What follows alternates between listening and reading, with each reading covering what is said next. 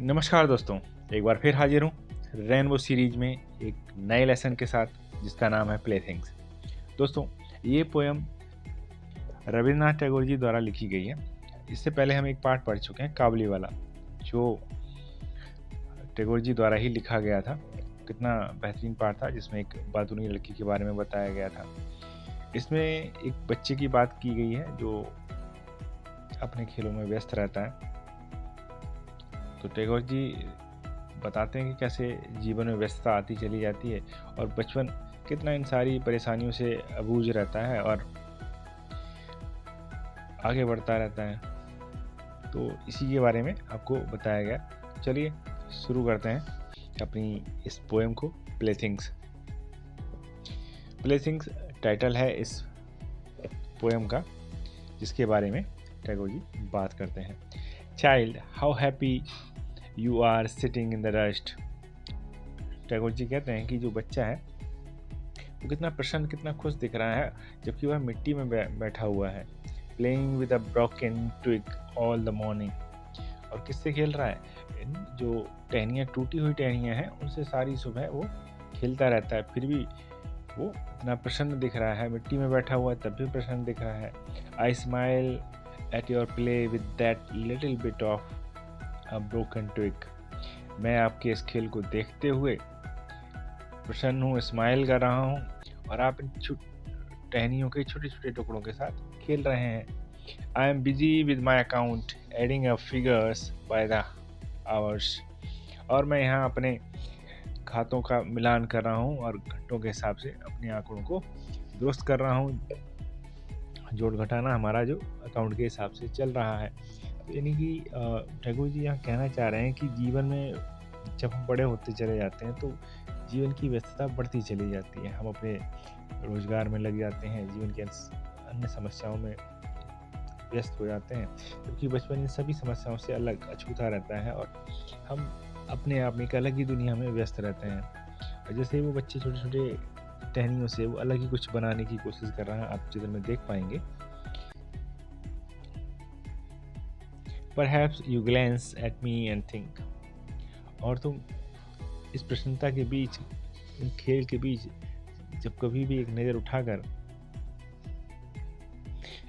उठाकर आप देखना चाहेंगे तो आप देखेंगे और पाएंगे कि, और ये सोचेंगे कि मैं क्या कर रहा हूँ। What a stupid game to spoil your morning with। कि मैं ये कौन सा खेल सुबह सुबह खेल रहा हूँ जिससे आपकी जो सुबह है वो ख़राब हो। Child, I have forgotten the art of being absorbed in sticks and mud pies। बच्चे, मैं वह कला भूल चुका हूँ जब मैं डंडे और मिट्टी के ढेलों में अपने आपको घुमा देता था, यानी कि एब्जॉर्ब कर लेता था, खेल में मस्त व्यस्त हो जाता था, दीन दुनिया की कोई खबर नहीं रहती थी। लेकिन अब ज़िंदगी इस मोड़ पर आ गई है कि हमें व्यस्तता बनी रहती है, कुछ ना कुछ बना रहता है जिसे हमें करना होता है। I seek out costly playthings and gather lumps of gold and silver. अब मैं कुछ और चीज़ें, जो महंगी चीज़ें हैं, उनको तलाशता रहता हूँ, और ये सोने चांदी के जो सिक्के हैं इनको जमा करने की कोशिश करता रहता हूँ। With what ever you find you create your glad games. और तुम्हें जो कुछ भी मिलता है तो उससे ही अपना एक बढ़िया सा गेम तैयार कर लेते हैं। I spend both my time and my strength. और मैं अपना सारा समय और अपनी सारी शक्ति व्यय करता हूँ सबको पाने में, जिसे आप सहज ही इन खेलों में, छोटे छोटे खेलों में आप पा लेते हैं। Over things I never can obtain. और वो चीज़ें जो शायद अब मैं कभी नहीं पा सकता। In my frail canoe I struggle to cross.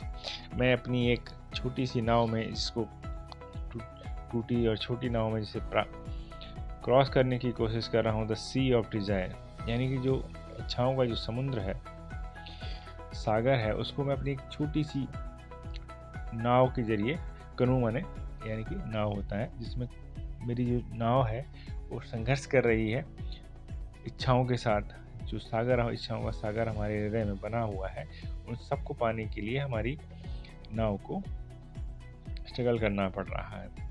And forget that I too am playing a game, और इस सब के बीच मैं भूल जाता हूँ कि मैं भी तो एक गेम खेल रहा हूँ। रविन्द्रनाथ टैगोर। दोस्तों, इस कहानी का सारांश ये है कि जब हम बचपन में खेलते थे तो हम इतना एब्जॉर्ब हो जाते थे, इतना मस्त हो जाते थे उस खेल में, हमें किसी चीज़ की कोई खबर नहीं रहती थी।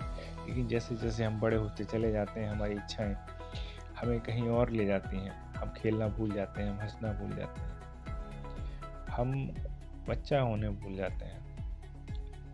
जो चीज़ें हमें सहज ही उपलब्ध थीं, यानी खुशी, इसके लिए किसी भी तरह की बनावट, दिखावट, रुपए पैसे किसी की भी ज़रूरत नहीं थी, सहज उपलब्ध थी, कंकड़ में उपलब्ध थी, मिट्टी में उपलब्ध थी, तमाम छोटी छोटी चीज़ों में जो प्रकृति ने उपलब्ध, निःशुल्क उपलब्ध कराई हैं, उन सब में प्राप्त होती थी।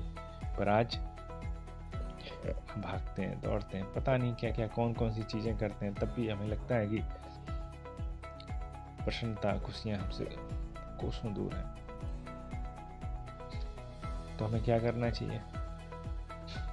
हमें फिर से बच्चा बनना पड़ेगा, या हमें अपने दिलों में बच्चे को हमेशा ही जीवित रखना होगा, ताकि कि हम भी अपनी प्रसन्नता को सहज ही प्राप्त कर सकें। दोस्तों, यहाँ ये वीडियो समाप्त होता है। ये पोएम भी पूरी हो गई और साथ साथ उसका अर्थ भी हो गया। दोस्तों, ये हमारी सीरीज और हमारा एफर्ट पसंद आ रहा है तो प्लीज़ इस वीडियो को लाइक करें, शेयर करें और हमारे चैनल को सब्सक्राइब करते रहें। अपने दोस्तों साथियों से भी कहें ताकि इस चैनल को वो सब्सक्राइब करें। धन्यवाद।